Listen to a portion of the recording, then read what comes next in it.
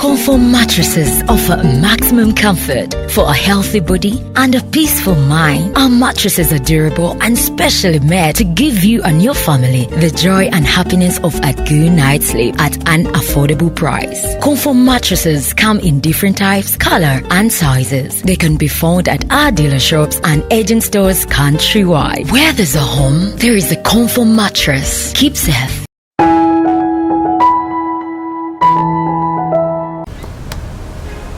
Bonjour. Hamjambo. Musibye mutya odeyo. Mulembe. Nemugamba muta. Namaste. How are you, my good people? This is Uganda, this is Kampala, this is Jordana Sports TV, and this is the Sports Rendezvous. Mu Luganda tujita kaliche y'ebyemizannyo. Tendo Nikita Musoke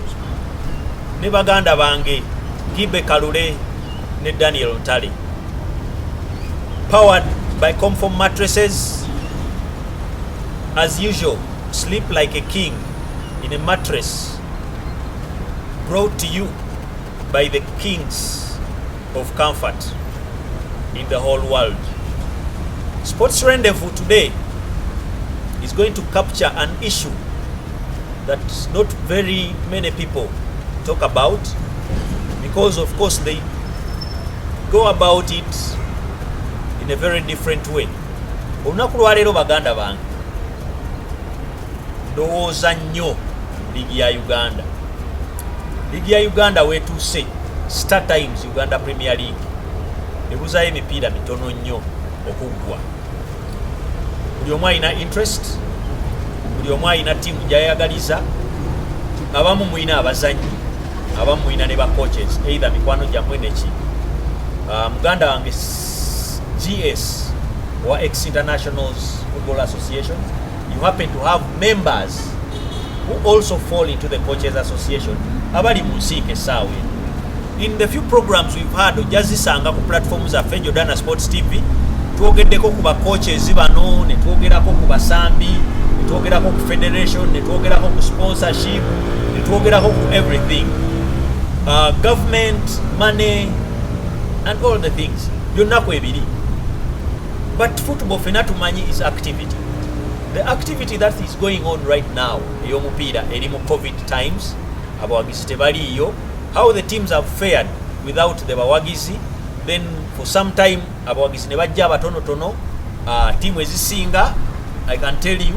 ziremeddwa even to capture that. Bwe bagamba nti mu registeringa abawagizi abo osobola okubajjamu akasente n'obuorganizing, because bw'oyingira mu kisaawe baagala abantu bonna abayingira for SOP purposes nga baliko record. In case an outbreak comes, ojjukira n'ogamba nze mupiira gwa Villa ne Wakiso nalina abantu bwe bati, so we can track them down, kyetuyita contacts of contacts. Bwe twali eri mulimi lwe twayiga mu COVID, ne COVID yaleese ebintu bingi. COVID yaleese sente, COVID yaleese new normal, COVID yaleese every kind of challenge and every positive side yoyinza okulaba. Then the league proper, saawa eno wetwogerera URA Sam Simbwa ali waggulu, ali followed by Vipers Fred Kajoba, bali followed by Waswa Bossa Express FC. Then bukiriraawo category erimu KCC, Bright Stars, waliwo Sports Club Villa awo, waliwo UPDF, waliwo ne Police mu category eyo. Zirinamu some uniqueness, team bbiri z'abantu, ebbiri za bitongole. Then wansi waliwo ba Wakiso Giants, bani ba Onduparaka, Mbarara, nazo zirinamu uniqueness, team ezeewalawalako ezirinamu ku bantu. So oyinza okulowooza ziri affected olw'ensonga nti abawagizi tebajja bangi, so moralo tewera, ndowooza kyange. Then tulina wansi zino eziddirayo ddala kati ezirwanyisa ekyambe, kyolowooza nti bayinza obutawona. Ali awo kumpi ekyetume eyakafuna ekisaawe okikonfaminga, so tazanyidde nnyo mipiira mingi mu kisaawe kye ekyenakisunga. Then era waliwo ne Kitara amuddako awo amugoberera, ne Maida ye abadde n'ekisaawe ekya Tororo, naye nga ye Weemalaba then Kitara empira egisinga gizanyidde Kavumba yakadde Masindi juzi. Bwe nkuba mu picture yizo gamba nti ekyangwe ennyo bw'oba tolina home ground osafaringa nnyo Uganda. Then ekirala bw'oba tolina abawagizi ng'oli ttiimu y'abawagizi osafaringa nnyo Uganda.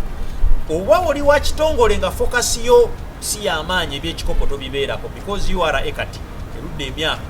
erina ebikopo bya mirundi ena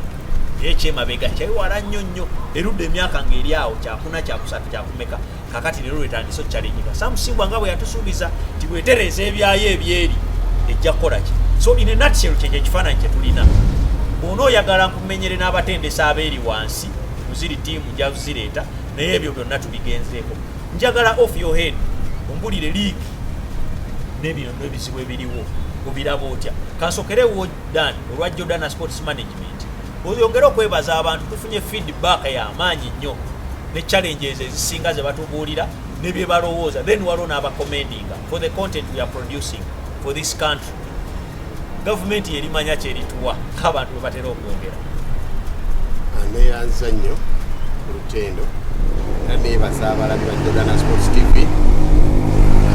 abeekalira programu zaffe okumera twaziteekawo okuyigiriza okusomesa n'okugabana ne bannayuganda bonna abaagala ekiti. Tumanyi siffe tumanyi okusinga bonna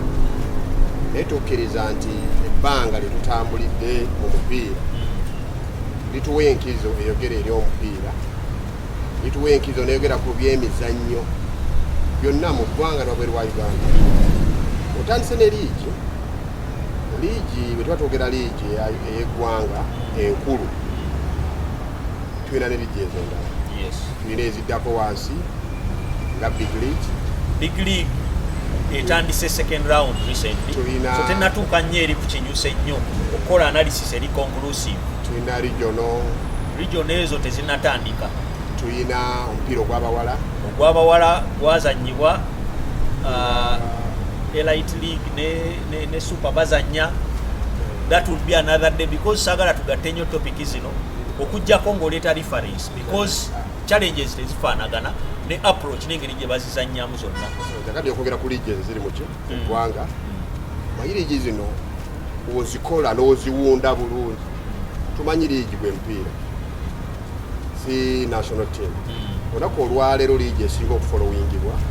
eya Premier League naye ate siri eggwanga erisinga okuzannya ennyo omupiira ng'eggwanga World Cup yasemba era success emu ya 66 yaabwe nga Bungereza ntono nnyo okusinziira ku maanyi agali mu liigi. Olunaku olwaleero Premier League erina viewership eri mu 4.7 billion era bagamba it's like 643 homes mu nsi yonna eziraba Premier League okusa kunoonyerezebwa kwabwe. Kiki lwaki ngambye bwetyo ti abalaba Bungereza ng'ezannya tobageza ku viewership eri kuki Premier League. Premier League tumanyi yesinga okubaamu ssente era ssente ezisinga okuyingira e Bungereza ziyinza okuba ziyingira mu Premier League nayo zireeta. So the biggest export eva e Bungereza olunaku olwaleero. That is why European Super League bwe yabadde etandika Bungereza yadde ne bafounder member 6 ng'abalala bali 6 ensi endala zonna nga mulimu n'ezitalinaamu. Njakugereza nga bola Brazil olunaku olwaleero nabo balina liigi ennungi. Turkey erina liigi ennungi yawedde nno ku muguwa naye nga si yensi esinga amaanyi mu mupiira but business ezikolebwa mu mupiira mu liigi e Turkey z'amaanyi nnyo era zitali ssente nnyingi. Spain, Bundesliga kigamba ekintu kye bayita liigi kiweebwa ddala ekitiibwa kubanga kikola okuva January nga lumu paka December ngenda kuba mwezi asatu neweguba kuba liigi z'ebulaya za myezi 9 naye ate preparation eziranga ozigasseko n'ebirala teriyo kuwummula Bulaya because liigi bwetandika mu August etambula okujjako abafuna winter break era ne bwe babeera mu winter break wabeerayo summer camps off season ate yesinga okuba active kubanga liigi webanga ewedde ate transfer kati already zatandise dda. So kyembadde ngamba nti liigi e Uganda twagitwalanga kyekisembayo bani nga Uganda national team nekulembera kubanga Uganda mutamanyi kirala kyonna okujjako prince ate national team etundibwa tekola buli lunaku abantu emphasis bagiteeka ku liigi olunaku olwaleero liigi bwebanga y'amaanyi nga liigi efiibwako ne liigi ono yandibadde yatandika ne big league yandibadde teri bwetyo lwaki ndese ziri liigi endala ney'abawala teyalibadde eggala babayingidde ewa enjeru ne bazannya ggala ne bagimala joyitani kati ne elite neyingira naye eri mu kuzannya ggala bazimale liigi y'abawala kamajaga liigi ya Uganda 7 Premier League erabika nnyo ku social media n'okusinga bweri tibyoba okuza ekintu kikuze mu butuufu bwakyo n'ekibadde kireeta nnyo ssente n'ekibadde kindaba kuya senga eba liigi ddala esigala nga ki abaleeta ssente banguyibwa okulaba baziteeka lwaki ndaba aba West Africa bino balina bye batusinza ne bweba second division esigala second division ng'erina technical director erina coach era buli kimu tibo structures bazizimbira paka wansi okuva ku grassroots ne zibanga bwe ziri nti oli bw'aba zirera okuteekamu ssente tazibuwalirwa South Africa olunaku olwaleero omuzannyi asobola n'okubeera mu second division n'abeera contented n'okusinga omuntu aliwa Uganda. Lwaki nkugamba bwentyo nti liigi gye njogerako olunaku olwaleero ne Djibouti tiimu emu kati emanyisizza Djibouti lwa liigi ezannyisa Song ne ssente zeereeta mu kye erimu ne Sulaiti otegedde kyegamba waffe Sulaiti Luyima mbadde n'omukisa wiiki ewedde mbadde ntambula Uganda mbadde Hoima Port Potro mbadde Kalulu waggulu ndabye ebisaawe birungi olaba Peche Stadium eky'eggulu tebuli mu ttiimu ya kibinja kisooka temulimu yakubiri temulimu naye abazee mu kibuga erira teriyo ttiimu ezi mu kibinja kisooka teri mu ttiimu yakubiri Fort Potro tukafuna ebibuga bya Uganda ebinene naye ng'ebibuga byonna ne bwogenda Kiberi wa South Africa akabuga kali akamagezi timu kye yali waliwo Free State waliwo eno yali wa Toyana Toyana lakijagala okwogera bwe Dynamos waliyo Dynamos ndi ekibuga kyonna kibeeramu ttiimu y'omupiira olako olwaleero Uganda okwegala kubeera number 1 mu Africa sooka olooze ku liigi kubanga osobola okutuuka eyumbe bwaba aliyo omupiira oba oli number 1 mu Uganda kusoka konkalinga Uganda katona konkalinga nakapiripiriti nga tona konkalinga Africa kwe kirina okuba nti bweba tubadde wano no spotlight ogira omuntu atandika kati mu ssomero yali mu primary nenkuba abantu nengenda kusokenda tebintu bino binda stages ebikola ki tebiyitamu bino ebintu byokujja okunyaga nakyo kola abantu abasinga mu mupiira ye bwalowooza nti ng'ekintu bwakiraba najja nakivumbagatira omupiira tebaguvumbagatira tulina okuba n'eriigi yaffe nga bw'ojabonako olwaleero era kyenjogamba lwaki njogera eriigi zonna ziri nzireese tetukyalina ttiimu eyimirira naga eno ttiimu z'ebulayi ogiraba nga egamba nti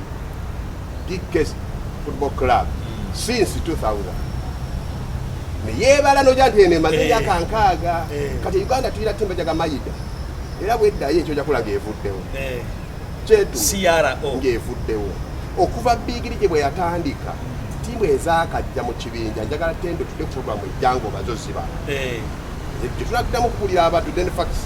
meka ezikyaliwo naku olwaleero meka eziri mu kibinja ekisooka timu zaano zijja neyingira nefuluma nevaawo omwaka ogujja newajja endala neyingira nefuluma nekola etya nevaawo kati eyo liigi tosobola ez'amaanyi ennyo efuna erinnya erikwata kweno eriwo abantu abateeka tena sustainability abantu abateeka ssente mu mupiira tebaba basiru bwajja mu Uganda nga mumpe liigi oba tanaba nakujja nga bamuwa amakirabu gonna gagatunda agambe nemaze ebbanga ki myaka 12 eno erina abantu bawa amaka gaayo galiwa weebeera waliwo bantu bameka kyokola n'abantu abazimba ebisaawe tebakyazimba buzimba ebisaawe akizimba ategeera nti bwenkizimba bizinesi tesobola okukolerako endala kati saawa bya covid n'abantu bali abeebaka ekisaawe ekirina activities eranga bola bwewanna kifo kyakola amaduka gakola gasobola okukola ki okusustaininga n'okumaintaininga ki ekisaawe so bizinesi y'omupiira bwe tutandika ku liigi gatugenda kwogera ku liigi liigi yaffe twagizalawa netuginyooma tugima ekitiibwa sijaga nti mbi naye terina kubanga bwenyi ensi ezitambudde n'amagenda amatuufu olunaku lwaleero nga zola zi Tanzania n'omuntu ali mu ttiimu eddayo wansi asobola okufuna omusaala omulungi ne kiraabu gye simanyi na linnya lyayo esobola okwepulowinga material Mbeya City Chimbadendo kuga Mbeya City yali esemba nesaba Cup of Nations naji coaching akati eri mu kifo kya 10 naye nga tetunaba kugamba nti Mbeya temanyiddwa baki they could think tibasobola okufuna omuntu abapushi Mbeya City mu temanyikiddwa ngamba ti mu history we Tanzania eri kuba wangu eri eri wansi boda ya Tanzania ne Zambia tegedera kibuga era sobola okweyimirizaawo nekye ngamba nti si ye ttiimu eki ebeera amaanyi nga bwotegedde naye esobola okumaintaininga abazanyi baayo esobola okusasula kooki omulu nina ekintu ekirala ekyansesezza mu wiiki awo emabega nabadde njogerako ne ba officials e Rwanda nga bansaba kuba coaches actually baadde badiscussinga ku kya coach Mike ekyalemye okugenda mu Kiyovu ne bagamba nti gundi ze teziri realistic. If they were realistic, babadde ready okumuwa chance because they think dream yazimba esobola okukola ki naye ne baŋŋamba nti waliwo ttiimu endala yabadde yagala omuzanyi nga baagala Stefan Sesinyo eyali mu Premier League ng'akuze naye nga bagamba ayinza okubayambako okupushinga ki so ne bagamba ye we shall meet his cost ate oba ne Djibouti basayininga abantu so kitegeeza these people bali willing okuteeka mu ssente mu mupiira gwabwe because team baziraba ne demands zaabwe ekyasembeyo ne baŋŋamba watugamba big league ekigisse yaffe nti twagaana ba foreigner we are going to allow 3 foreigners okola ki so kati wenjagala okubuuliza Gibbe fe eno tumanyi nti omupiira guli mu ssente because wotunulira budget ya Uganda we yali ey'omupiira ne weeri tulaba ssente bade samalayo submission ya kamalayo gibajje so kibade njagala kuwunzikanganya tiriki gwe mupiira era ekyo njagala nnyo omuntu yenna anaddamu okuyimirira mu kamera ng'akulira ekibiina ekifuga omupiira oba ng'ali ku lukiiko olufuga omupiira ategeere nti omupiira ebeera liigi si national team liigi ze zifudde ba Messi ku lwaleero bakoze nnyingi enyebazaleta mupiira zifudde ba Ronaldo liigi si national teams bano gwajja n'agamba walutala akulira liigi agenda okukiikirira Uganda so ne liigi za Uganda amatimu gonna emyaka 5 honorable yagambye abadde mu kibiina agamba nti tukoze nnyo era back to back qualifications zaffe ezaaki eza Africa Cup of Nations zitulaga nti nina okukoma wano kozi njagala mulabule era mubuulire nti fine okumulabula si kirungi kubanga nekyalimu takimanyi kyetaka kulabula muntu nga nebyakola nekyalimu akikola ki akitegeera akimanyi ng'asandire n'okubeerawo liigi gyakiikirira yemuweesa enkizo okukoma omulundi ogwokubiri si national team olunaku olwaleero ne Ethiopia ekusinga liigi ennungi wadde ogisinga mu national team emanga gyogenzeeyo ekusinga mu Premier League ne second division Ethiopia yategeka ne AFCON emirundi mingi ngamba gwokolifayinze back to back gwe togamba kyengeza gwe lulute ekyo kusuba ate Ethiopia ewa abasambi b'emirimu n'abanational nebasasula 14,000 kubanga yategeka webale Uganda erina abazanyi 16 million abavubuka abalina okusaba omupiira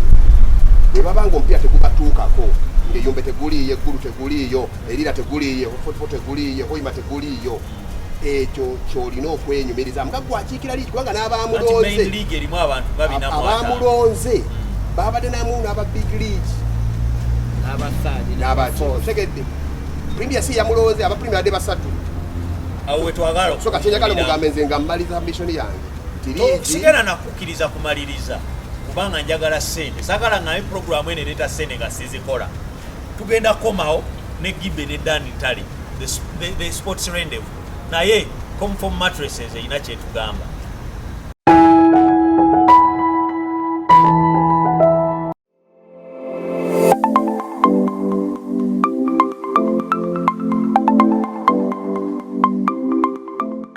Comfort mattresses offer maximum comfort for a healthy body and a peaceful mind. Our mattresses are durable and specially made to give you and your family the joy and happiness of a good night's sleep at an affordable price. Comfort mattresses come in different types, color, and sizes. They can be found at our dealer shops and agent stores countrywide. Where there's a home, there is a Comfort mattress. Keep safe.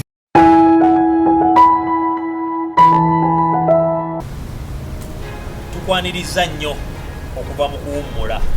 because kawetha ndowooza okalaba kapala of Africa akakuba katonya kasana kaaka. Here in Africa it rains and the sun shines within a few seconds. That is the beauty of Africa. Don't forget to pay us a visit. I'm here with sports ambassadors, former footballers, football businessmen, and lovers of the game. Topic ebadde bugumye. Dan ntale question nagirese ate noyingizaamu representative wa league okubanga ayinza okuba tamanyi kyakiikirira according to the congratulatory message gye yawadde abamukoze eki abamulonze. Kibe tuddayo ku question yonna paka wano wetuli omupiira guli oke liigi nga bwogiraba liigi eri ku sente liigi eri well represented. Bw'obeera eyo gy'oli nga bw'otambula kugamba abantu nti liigi ya Uganda eriyetera ndeeta abazanyi mubalinde gwe mundabayo kituli tutya. Okusookera ddala nzikiriziganya ne muganda wange Dani kubanga nga watunuulidde ng'era bwe tunuulidde tebo y'omupiira nti ttiimu ezikulembedde revenue tumanyi financial muscle ya revenue tugimanyi.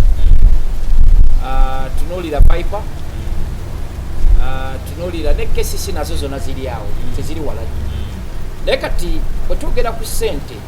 kati awo mpicture waliwo express ye oddman out ndowooza mba financial muscle naye kati eterezezaamu ku bintu nzija kati awo nawo waliwo express. Kakati ttiimu zino bw'ozitunda zonna ziyina ebisaawe wezitrainingira ate era ziyina ne wezisambira. Ziyina ebisaawe ebisaawe ebirungi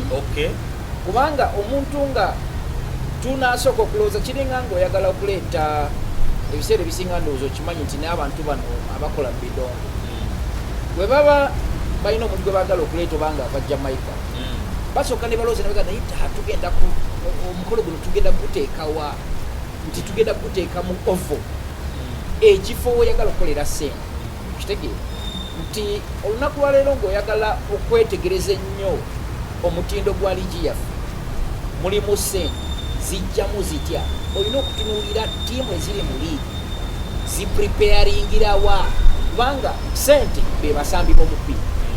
kitegeera naye abasambi b'omupiira bano bategekebwawa. Ttiimu zino oba n'ezitiimu ezandyagadde okujja okusamba mu liigi ya wano ziyina accessibility ku bisaawe. Ttiimu ezisamba mu liigi ezimu eziri mu Kampala mu n'owulira nti ttiimu nga mukaaga zonna zitrainingira ku KCC naye n'ekisaawe kya KCC kino kisaawe ddala kirungi kutrainingirako preparingirako kitegeera. So kyengezaako okukuleetera tulabe oba bwe tuba nga tetulina ssente tunasobola okuleeta ssente. Oli ku training kulaga oli ku wet training okusooka kulaga nti abategesi b'omupiira nga muganda wange Dani bwagambye nti Ethiopia, what example ya Ethiopia, lwaki Ethiopia tugikuba mipiira gyonna ne weba Sekafa nate nga abasambi baffe baddukira wa Ethiopia. Nti olunaku lwaleero kye tulina okusooka okutunuulira ekintu ekireeta ssente mu mupiira. Ssente ziva mu bawagizi, ziva mu ttiimu okubeera ddala ttiimu weesookera ddala okukola ssente nga tennajja na ku basambi bategeka be bawagizi ku gate collection. Bweva ku bawagizi abo naye ate abawagizi tebasobola kujja mu kifo nga temulina kisaawe kitegeera. Kakati nga watulidde ttiimu za Ethiopia waliwo ttiimu ezimu eza kampani nga St John naye waliwo ttiimu nga zi Hawassa zirina ebisaawe byalo nti olunaku lwa leero bwe twogeranga mugana Idani bwagambye nti waliwo ebyalo ebirina ebisa naye nga teteri mupiira okitegeera olw'entegeka yaffe wano nti ebintu ebisinga obukulu lwaki abasambi olunaku lwa leero bali mu liigi naye 60% abasambi bali mu liigi basamba ate kino kiviiridde ddala mabega tebasasulwa ku lwaki kubanga entegeka y'omupiira wano olunaku lwa leero n'abakulembeze baffe bo bakitunulidde nti nno omupiira ye national team nate nga si bwe kiri mugana nge Dani akugambye nti olunaku lwa leero etuba twogera ku makiraabu gonna ag'ensi yonna tosobola gageraageranya ati na national teams olunaku lwa leero tunuulira nti nno bw'oba oyogera ku mupiira gw'ensi yonna kyosooka okulowoozaako Messi na Ronaldo bw'ova ku Ronaldo ng'oyogera ku musambi nga Bruno Fernandes ng'oyogera ku Madrid oyogera ku Manchester so byebyo ebintu ebisingira ddala obukulu njagala kuba ekyokulabirako nti ffe sente z'omupiira okusookera ddala yentegeka naye ate abasambi abasamba omupiira ze aseti za ttiimu bwetulira Barcelona olunaku lwaleero erina date ya biliyoni emu ya dola naye ate Barcelona waliwo kampani nyingi nnyo ezeetegesa ate erojjuwola kubanga entegeka ya Barcelona ekola decision netegeka assets ezigenda okuleetera ng'oggyeko ebisaawe nti balina ebisaawe ng'oggyeko nti nno bagezaako okulaba nti no decision zebakola tugenda kugezaako okulaba nti tuleeta coach ddala agenda okukola decision ezigenda okuleeta sente mu kiraabu yaffe tusobole okubeera nti tusobola okutambuza bizinesi eno tusasula Messi tumuwa obuwumbi bw'essente bungi nnyo naye nga tezijja kudda newe ginaaba emyaka 2 kyekibula kyolaba nti olunaku lwaleero abantu bonna Barcelona beerekrutinga mu kiraabu yaayo be bantu abagenda okulowoleza Barcelona okugijja mu mabanja gano owulira biliyoni ya sente kati imagine singa Barcelona ebadde Uganda ng'erina Messi naye ate nga abantu abategeka omupiira gwa Uganda n'abagukulembera ate bafokasize ku national team Barcelona ndibali teriiwo kubanga Barcelona enoonya omusingi kwegenda okusobola okusasula ebbanja ate okusobola ate okufuna abasambi assets abagenda okuliikiriza ttiimu eno kuba kikyegezako okugamba nti bw'otunulira Arsene Wenger lwaki Bungereza Dani agambye nti no Bungereza ye ttiimu abantu gye basinga okwagala Arsenal yakola decision okuleeta Arsene Wenger omuntu eyascoutinga abasambi abalina be yali asobola okuzimba ne bafuna potential okugulibwa obuwumbi bw'essente Arsenal esobola okwezimba okufuna ekisaawe naye bano abasambi ze ssente ze kakati olwaleero olunaku lwaleero bw'otunulira nti tubale tetulina na kisaawe bwe tuyinza kusambira mupiira gwa national team kubanga omupiira gwaffe tugamba nti ye national team muganda wange akugambye nti tulina omukulembeze gwendisipecting ennyo nnyo nakiwala bamuleese okukulembera liigi kitegeero bamukomezaawo barepresentinge amagira ekyo nakyo kibuuza bamusembye bamusembye mu butuufu kakati bw'otunuulira amakiraabu gano nga olunaku lwaleero bw'otunuulira rekodi engeri abakulembeze b'amakiraabu kwegamba bw'otunuulira rekodi yaabwe nti ebintu ebibaddewo nti amakiraabu gano nabo gaba getagase naye ate n'otunuulira nti nno bwe babanga waliwo sponsor yenazze nti ddala sente zino wewabaayo sponsor yonna amakiraabu gabadde well represented sente zino diiru gye bakoze ddala diiru eno eyambye amakiraabu kubanga ebintu bino bye tulina okwetegereza nti olunaku lwaleero abantu diiru eri gye baleeta yali ya sponsorship ey'emyaka 10 okitegeera ddala yayamba amakiraabu lwaki amakiraabu gano agamu gabeere gajja mu liiga ate ne gagenda gaddani bwagambye nti waliwo kirabu ezirika myezi 3 eyo neesasika waliwo kirabu ezibaddeokugenda okuva ku siini mbadde ngamba relegation is on sporting merit naye bwoba relegated akasente kekuba kati Sheffield bweddayo osuubira nti esobola okudda Norwich yaddayo kati yekomyewo e Bungereza Fulham ebadde egenda bweddayo era ki naye era esigalawo kubanga efunamu sente kyogamba So nze kyembadde ngezako kugamba nti sente mu Uganda mu ligi ya Uganda tewali ntegeka yonna ekyo kinenyeza ani tewali ntegeka yonna because Dan nze naawe ne Gibbe tumanye engeri gye bamanenyingamu omupiira sponsorship bwebezze nga muli bulungi mwina right egigaana because sponsorship eno eyagala clubs zina ba representative bw'oba toyina right egaana Nakiwala noba ne right egaana sponsor eyo right emugaana lwaki golowooza nti balina mugaana bo bamukkiriza kati kitwale nti bamukkiriza kubanga gwe kennyini gwagambye amateeka g'oyogerako omuntu akiikirira n'agamba club alina kubanga alina club mwavu kweze zirimu Nakiwala era alina mwavu ng'omuwagizi it doesn't matter no amateeka go gagamba alina kuba kimatalinga nnyo kubanga but if you remember baani abatuula mu lukiiko olwo olulonda obuuza baani be bayita baani abatuula mu lukiiko chairman secretary CEO oba representative wa club esobola olonda representative so kati ye yageze nga representative bw'ojjukira president clubs bw'ojjukira bwe zeeryamu olukwe mu courts nti ttiimu ezimu zaali ziga tetugenda kukiikayo mu lukiiko mu FUFA endala ne zigamba ffe tugenda oba ojjukira express Nakiwala ye yasembebwa okugikolaki ogikiikirira so probably bwe baba tebadibetinga ekyo paka tudde nga express ezannyanga yakusatu mu liigi nga bagiddukanya tebagamba luli Nakiwala yatukiikirira nga ne federation teyabapanishinga for not appearing jjukira ttiimu ze bapanishinga ezitakiikirirwa so the president was said the question yange eri nti is express contesting oba are the other clubs ababadde ne representative maybe bagamba nti Nakiwala yazze mu kyamu ngenda kuwa ekintu giba badde ne kyayogera ekyamaanyi ekyokutegeka kwaki yavuddeko Dani nga tonnagenda ku ekyo mwami Teno njagala nkubulira kintu kimu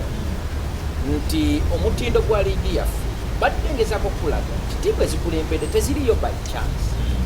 omuntu okusamba omupiira okusamba obulungi alina okubeera ne wa training ate kisa kirina okuba nga kirungi naye kakati gwe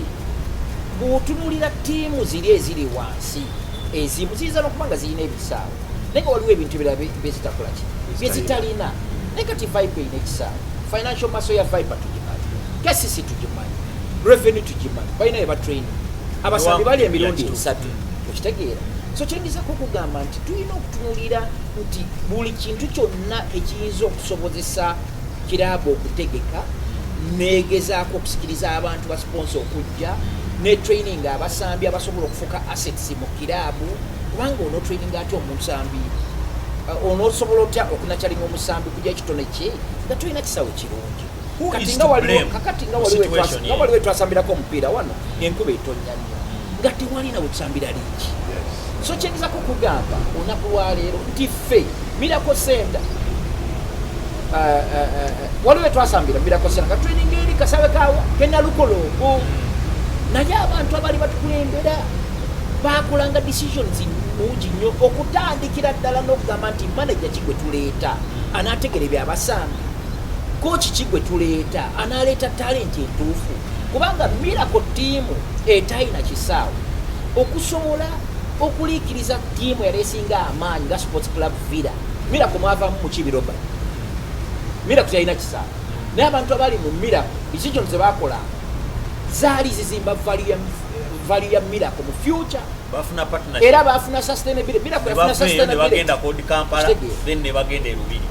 twaite tulina kisaawe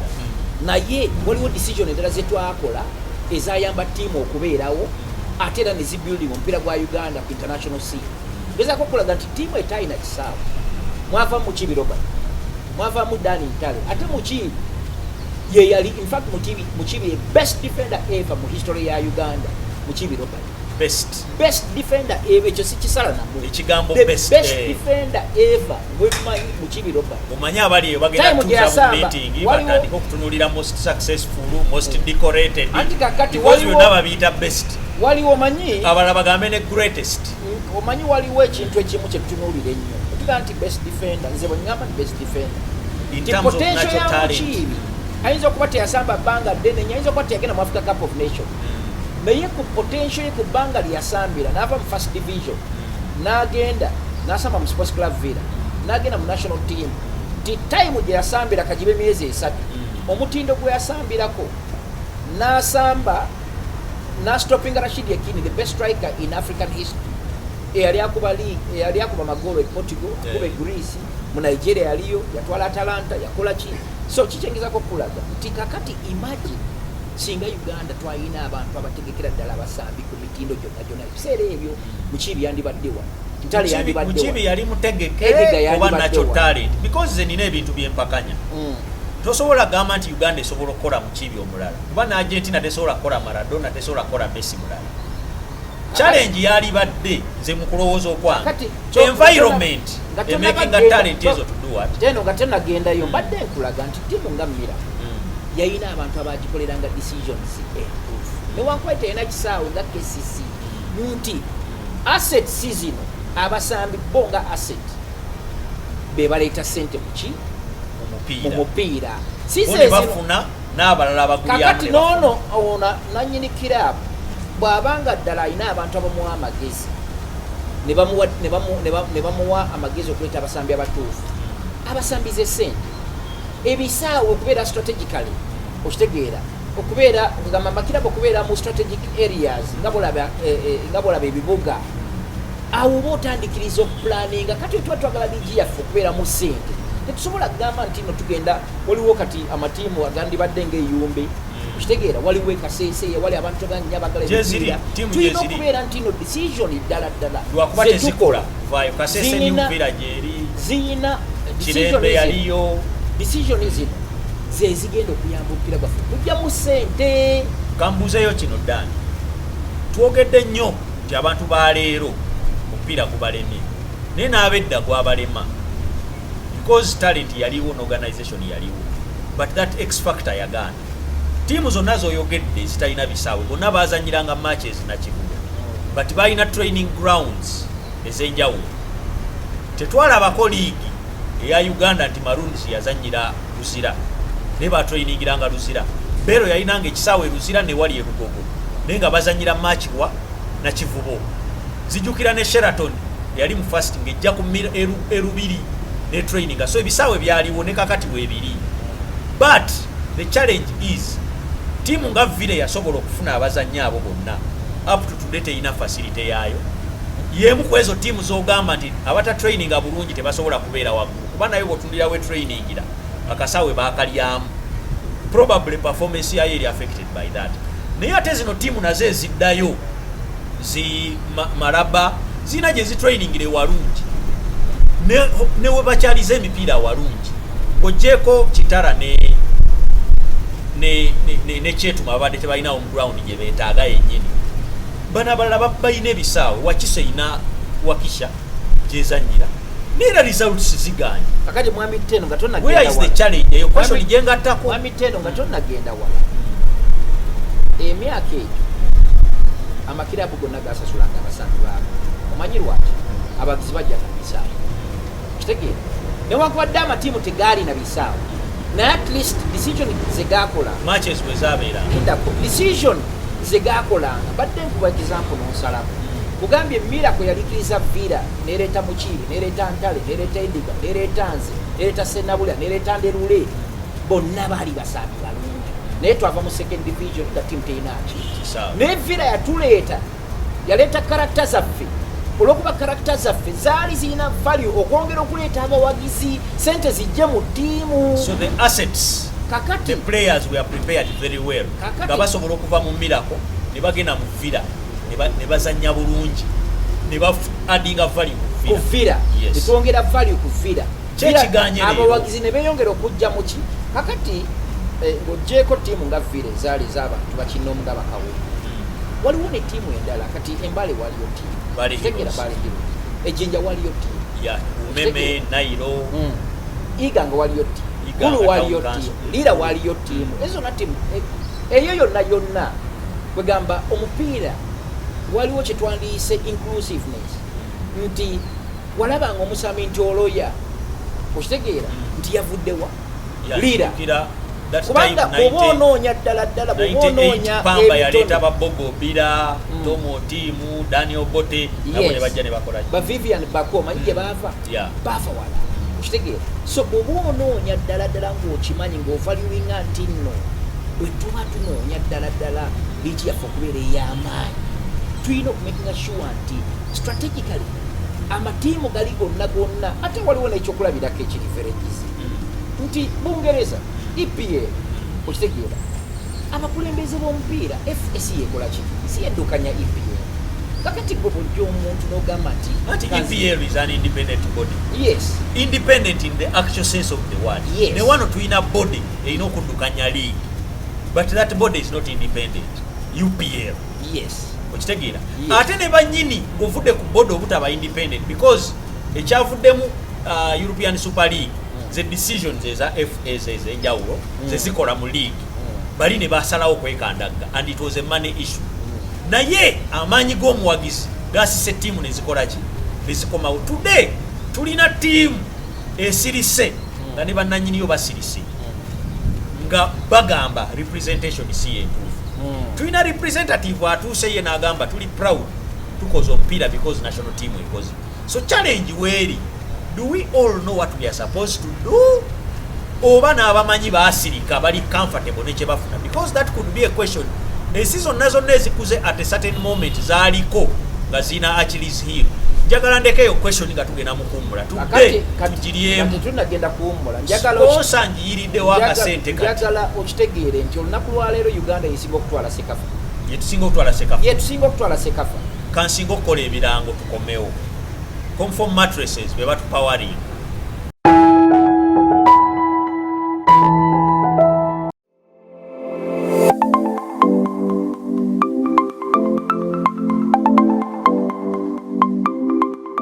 Conform mattresses offer maximum comfort for a healthy body and a peaceful mind. Our mattresses are durable and specially made to give you and your family the joy and happiness of a good night's sleep at an affordable price. Conform mattresses come in different types, color, and sizes. They can be found at our dealer shops and agent stores countrywide. Where there's a home, there is a Conform mattress. Keep safe.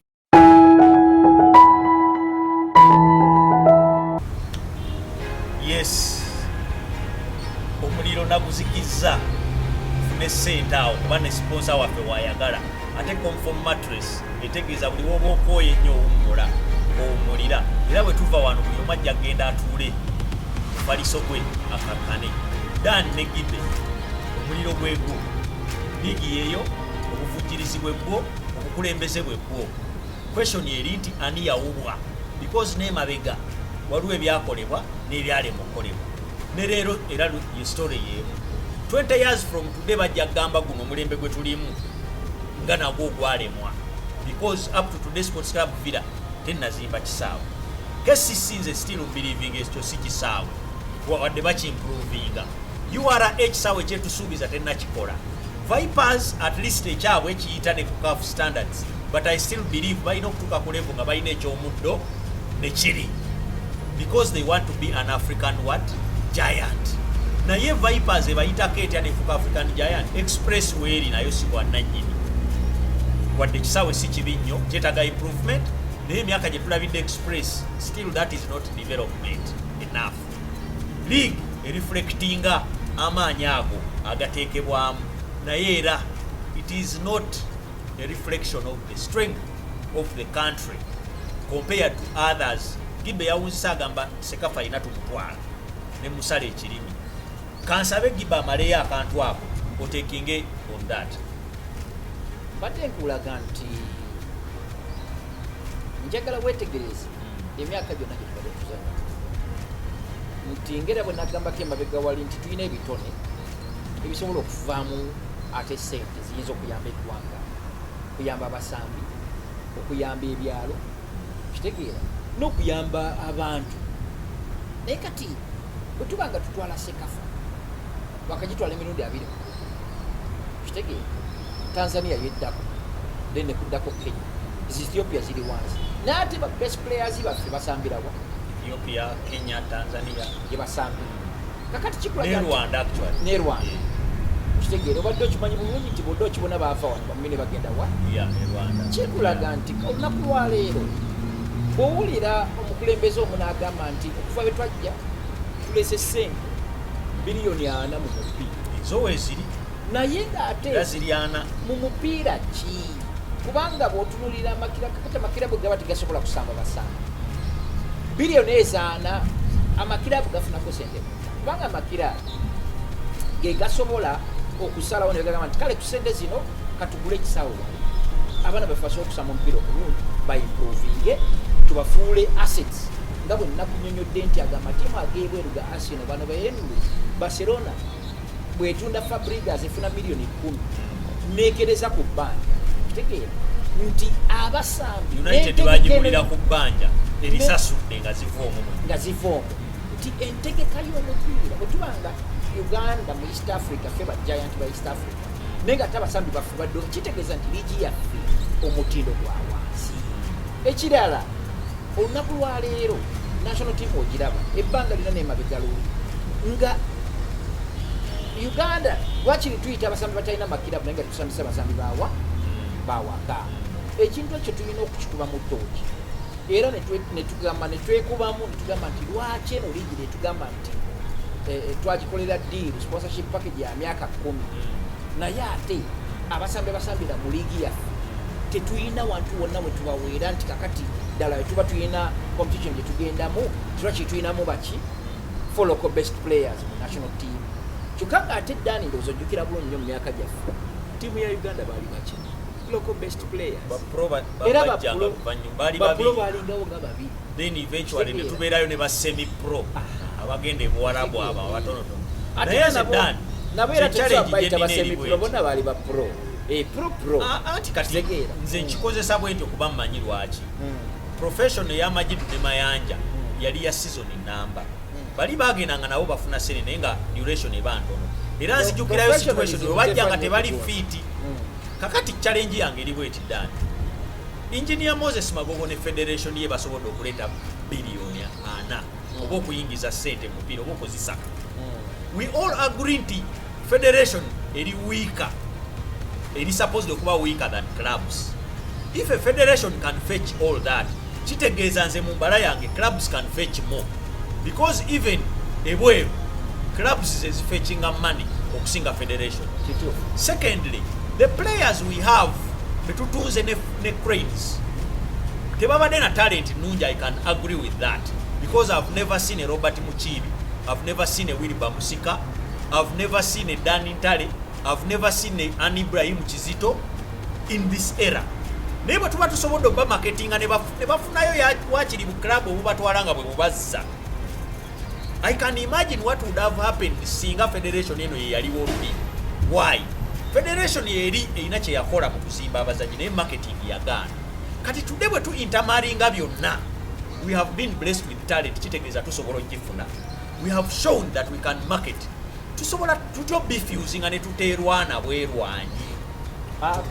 Bagamba Dani nga tanaba kuddamu sagalo gaye marketing yagaana. Ebigendererwa by'abakulembeze b'omupiira ebiseera n'abasambi benyi ezo sente zonna zoyogeddeko abasambi bedda ekyabasambisa omupiira abasinga abamu kyali kitiibwa era bo bali happy okubeerawo era baafunanga ne ssente mu ngeri nnyingi era baasiibirwanga kitegeera omupiira ffenna tugujjamu nti ssente kikulu naate si kyekisooka ti ssembayo kitegeera kubanga njagala okitegeere nti no Dani ojjukira bulungi nnyo waliwo abasambi kati Uganda yagendako mu African Games ojjukira yali e Cairo kyembe baali bamwagala naye abakulembeze ebiseera bye Musambya baali tebagala kutunda kyembe kakati tusobola kugamba nti no waliwo ne gundi Kaizer Chiefs yali yagala Robert Muchibi in fact yagenda nayo bali bagenda mutunda ne Jomo Sono in fact si Jomo Cosmos team zonna ze South Africa zamukanya zimu confusing Dani lero iwaiswa bava wano mu mbeera nga bwomanyi twali ya Kaluba bagende South Africa ne basayininga by the officially Dani Ntale ne Roy Waiswa bana Uganda abasooka mu South Africa bebasookera ddala okusayininga contract yaddala naye lwaleero tosobola kuŋŋa nti tukyasambira kitiibwa nga naawe kennyini oli agent wa mupiira ne Dani Ntale agent wa mupiira tushinga abazannyi bano tufuna akasente kuba club zistrugglinga Dani Ntalo olwaleero Villa ng'ekyalemeddwa okwekolamu omulimu n'ogifunirayo omuzannyi nefuna ssente nga Vipers yafuna ku Faruku Mia zemmanyi zegenda okufuna ku bazannyi nga basatu sijja kimenya kuba tebinnaba bulungi ejja kubeera beta mu tayimu eno gye tutamanyi oba abawagizi balidda n'okudda kuba abawagizi betusanga baga omupiira tegunyuma Dani omupiira tegunyuma naye ate gukyasambibwa ate ttiimu ziramuza buli omu wabeera bakubayo essimu ne bagamba twagalayo omuzannyi tukoze tutya nga tonnasaba Dani kutundira musanvu ebitone bye bategeka olunaku lwaleero bw'owulira nti nno kiraabu yasazeewo n'egamba nti egenda kuwa munnamawulire okubeera CEO golooza CEO agenda kutegeka musambi afaanana atya kaliba ya ngeri ki banga nze nakuwadde example ti ffe twali mu Miracle Center okitegeera omuntu abamu ku baali ba manager yali akola na mukyala naye nga yasambako omupiira semuwere okitegeera naye kiraabu etalina kisaawe nga ya second division mu myezi 6 neevaamu omusambi nga Robert Mukiibi okitegeera n'atuuka n'asama ku national team n'atuuka n'atandika ne polo togaya Miracle kuwa example Miracle yalinawo butindaawo yalinawo manager Edwardo Kaziba kati ali ku Sports Club Villa yalinawo mukyala Akavumo Omugenzi yalinawo father nga muzannyi naye nga aguidinga leero tolaba images ezo I'm talking about Miracle yali talina na facilitation teno njagala twangu ensonga eno ku lwange nga bwendowooza twatandise nakubuuza liigi yaffe bwefaanana n'onako ki ekisibi liigi yaffe okufaanana bweki nga tetundayogera ku bino gundi yagobye noono yagobye noono yagobye kuba buli omu asobola obyogera ekifaananyi kyonna ekyogamba ekyokutegaogamba nti lwaki national team federation esobodde okufuna obuwumbi ogambye meka ana obuwumbi 4 mulimu 10 okuva mu gavumenti so that yebuleese kanzije kanjogere embeera yebuleeta kuba ne budget ya Uganda bwe yali lulisibwa eri olunaku olwaliro covid yaleesese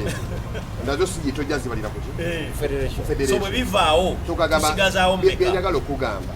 sente zino okujja zijja lwa mbeera eriwo olunaku olwaliro ne Villa yalinanga agibu egisponsalingako express gundi yagisponsalinga yatekangamu sente naye olunaku olwaleero lwaki ogamba nti nga tonnatereeza liigi sente tesobola kujja sente zetwogerako tetwogera ku zino olizagamba nti tukozesa biliyoni 4 ate nga n'abazitwala benkaaga ababeerawa federation twogera ku mupiira nga gwenyegadde okugamba ogw'e Zambia liigi 2 zombi zonna zisobola okusasula esobola embeera n'eri wansi twogera ensi eyingiza sente ezijja mu mupiira nga ziri ddala mu mupiira teziri mu bantu 4-5 nti klabu ze Zambia zonna bwe ziba zigenda okusamba omupiira zina budget ziflyinga mu nnyonyi omuzannyi asobola okufuna 4,000 13 kiri Tanzania kiri Rwanda kiri Kenya kiri Ethiopia tegera kyegamba klabu ezo zonna waba miliyoni zine 16 ezaavuka abali mu Uganda basobola okufiringa omupiira gibagambye nti era etwabadde teri mupiira kisaawe gyebiri planning yabadde agezaako ati abantu abakolanga decision entuufu kiraabu yabeerangawo nga Miracle naye ng'erina abazannyi bayo 2 nga assets naye nga ne bwe bate batutte ekikopo erina assets zaayo ate nesere basobola ozireeta abantu bazze okulaba omupiira olwakubali waliyo ttiimu zonna eziri wansi enjaga zitali ku kikopo naye nga tezirina na assets decision zezikoze tolinamu bazannyi nti kendekesi tesobola okugulako tolinamu bazannyi mu mayida nti ono amwetaaga luli ekitaabeerangawo ne State House yajjanga nayo erina assets zaayo nga bazannyi baayo Nsambya yalinanga assets ekyogamba nga lyaliwo nga bagamba nti guno omwaka Nsambya ani avuddeyo tiwavuddeyo Sebuliba buli omwaka ani avuddeyo bavuddeyo Alola avuddeyo gundi avuddeyo Kyagulanyi nti eyo abantu bakolanga decisions entuufu mu maclubs gaabwe abantu balinanga bwe bategekera abazannyi ne babategeka olunaku olwaleero omumuli agukutte yawa abantu ekyokukola eggwanga lino lyonna bw'oliwuddiisiza ku national team friends nga lyonna liwuddiika luli baaliraganga nti Villa gwe mupiira kesisi gwe mupiira naye ne national team yaliwo era nga naye fenkinga express gwe mupiira nja kuwaikira ekintu oyinza okukiwulira obubinze obulamu obwange ekirooto ekyange kyali Villa national team kyali kyaluvanyuma ekyokubiri ali professional otegedde wali awugibe nga bwagambye abazanyi baba n'ebyebabugala mu mutima gwabwe Asule yali contented okusambira Uganda nasobola kugamba nti omuzannyi agenze ebweru n'asamba nja kuwa example nti oba abadde wabweru wa Uganda defender tokwazanye pro nga Asule teyagizannya asinga Asule awo swinga sula kato olokubanga yagenda buli gwe twagenda yose noyogera kusula by the way kyembadde njagala oganja saagala osale kiri katumaleyo kino sula kato tumikisinga gundi eyo bambi mumusabireko abasobola munoonya abamuyamba kyembadde njagala so kyembadde njagala nkugambe nti omupiira liigi eno olunaku olwaleero nga nakiwalazeemu agenda kukwata emyaka emirala 5 kikyogenda okusuubira kubanga ye fokasi ye nekyamukomezaawo back to back gyeyayogedde abakulu nga baani banoppositi balojazi mulindo bwe bazze bagamba magogo tetulina kyetumubanja mu kamera nga nsi muwulira atute mu african emyaka emeka naye nga gwoli delegate weeruweero nga neeruweero teriyo timu mu kibinja kisooka tubulire ekiri eruweero nga gwe delegate kyokiikirira teriyo mu kibinja kyakubiri mirakosena twazanyanga luweero tegedde bazanyi ki boleese twazanyanga mu buganda nabadde ekibuga yo najje twazanyagegedde omupiira gwaffe twabeeranga buli wamu nga batu bagumanyi nga bagufiiringa nga gusobola n'okufeekingira atunda amazzi akasente gufeekingira atunda amenvu nayise ku nguudo eyo nayo emiyembe mingi giri ku kkubo abantu bano abagenda okusamba omupiira be bagula egyo emiyembe be basula mu woteeri be balya emmere omupiira gutwala ssente wabweru waki webibuga ne mu bibuga byonna abantu abasinga bonna bali babasiimye bebagenda okufugira liigi so liigi yo gwe mupiira tetwatandikiddeko buli bwoba nga liigi nfu nga abantu abakola decisions bafu onakuleero webanga bonna betuwulira amannya getuwulira agali mu liigi tegasobola kuvaayo ngagambe gentufaana bwekiti ng'omusajja nga bakawooya tebabala banga confederation bakolanga decisions zaabwe ekintu kyayogedde ekyolati nkyagalira nnyo okukiyimirirako ekigambo decision kintu kikulu nnyo bakawooya atuukanga naawa n'agamba nti musisi bamuyise tagenda balina okuprotectinga business decision mu nsambya ezimu zalingana decision nfu oyina agamba omwana okyasoma tova wano nga ntuufu ng'ate nnungi sooka omaleko people are making right decisions decisions nentuufu zenzikuza omupiira onakuwayo ne badelegate bonna decision zonna zebaakoze zigenda kunnyika mupiira emyaka emirala kubanga liigi bwebanga teriiwo amaanyi g'omupiira tegakola ki tegabaawo omupiira yerigi njagala okuzaayo nti luli waliwo omuzanyi yabeera nga mu post office nemala mu kibinja kyawansi emyaka gyonna gye tutamanyi naye ngaomuzanyi oyo ali comfortable omuzanyi yabeeranga mu dayali n'alwana n'atega nti n'okugenda okubeera promoted lutalo lumazimu emyaka 6 ne national team lutalo nga balaba omuzanyi ali mulungi tujja kuddamu tugyogereko twogere ku mupiira ko mupiira atugulabye era n'ekinyusi kyagwo tukimanyi naye nga tunaba kutuba ku binyusi ebyo byonna tusobola okufuna obukulembeze okuva makiraabu okuva ku federation okusobola okutegeera nti liigi gyensonga enkulu bagi be bagambye yereeta ssente onakubairo tv gye mwasasula emyaka 10 diru gye mwayingamu emyaka 10 egasiza omwana ali eyumbe egasiza omwana omuto ali erira egasika club ezo wakiri tv eziraga babalaba kubanga ne supersport yaliko e Uganda nevaawo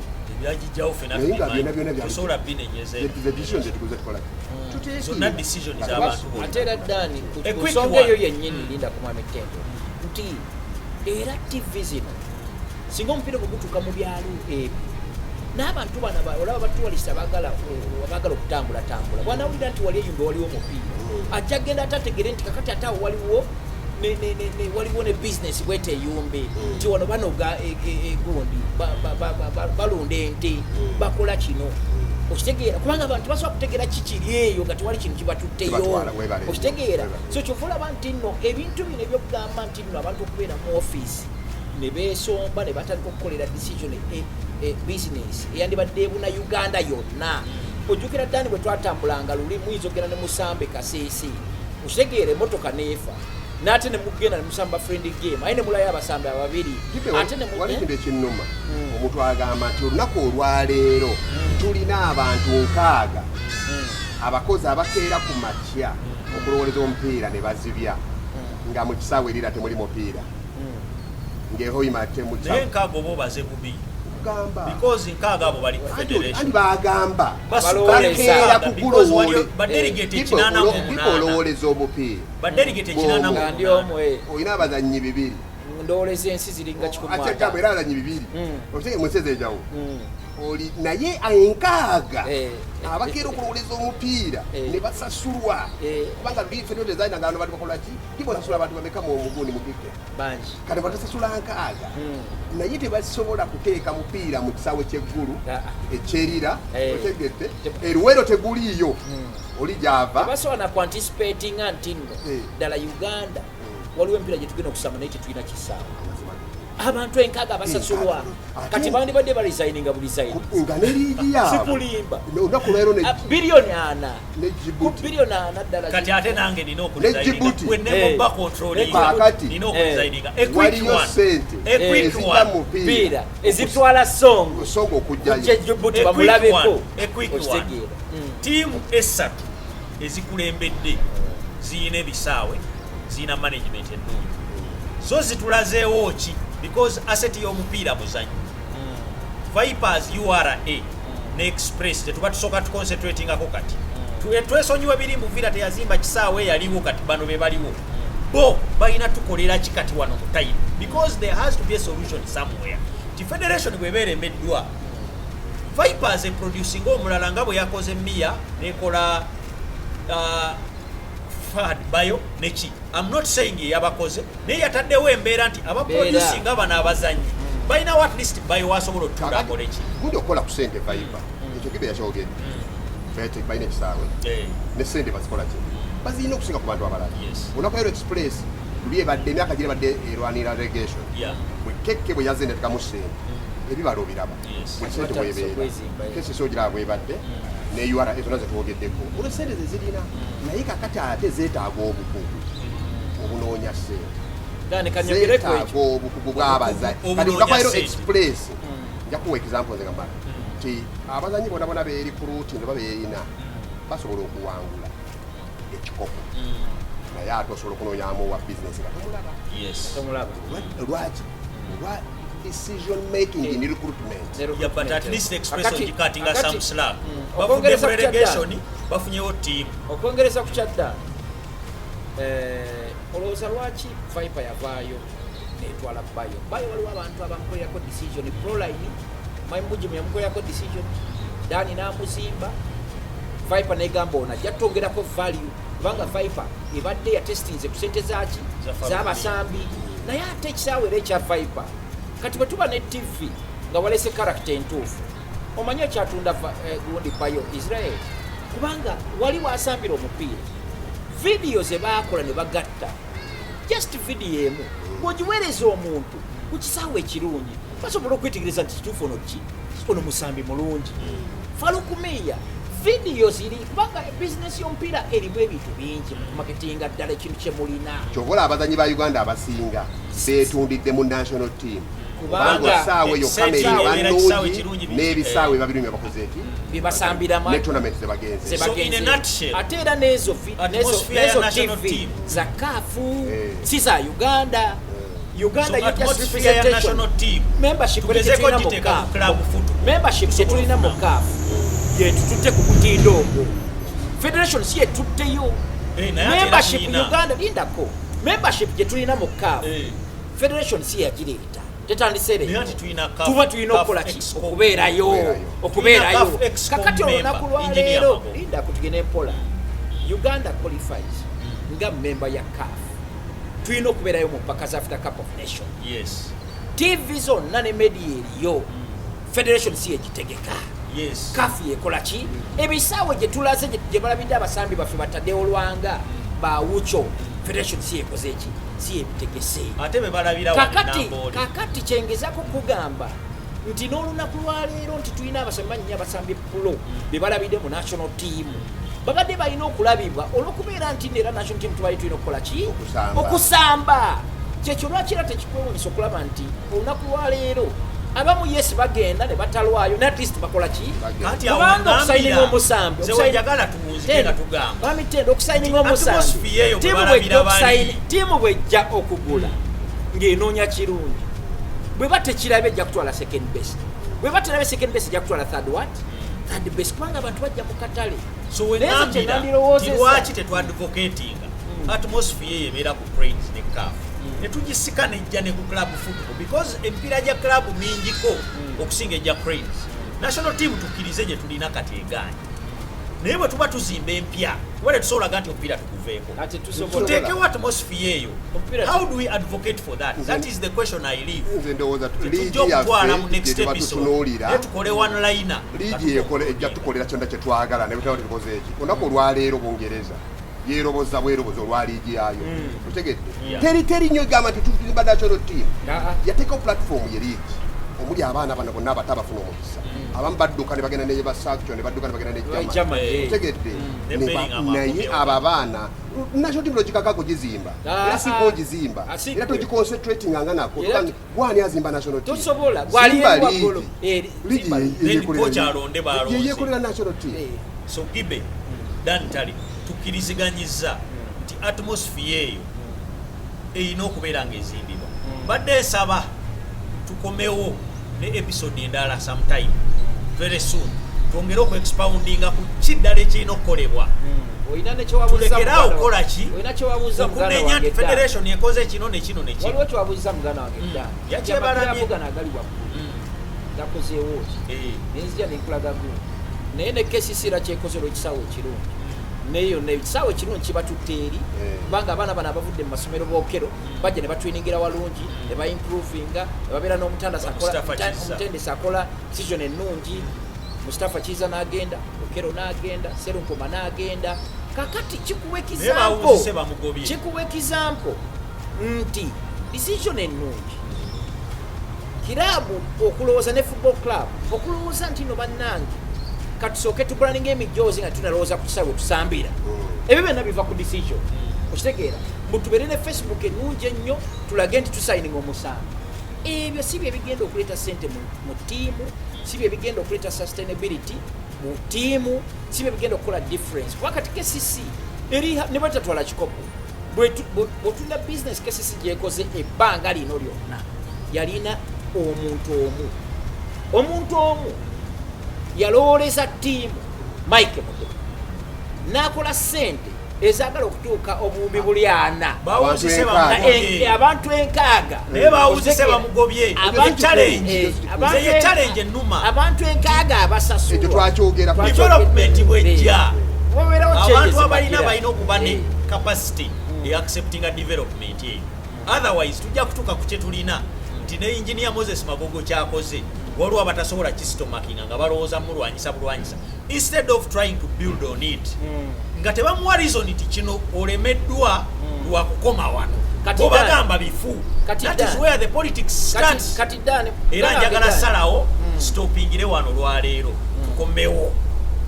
next time. Eyo ye Sports Rendezvous Jordana Sports TV.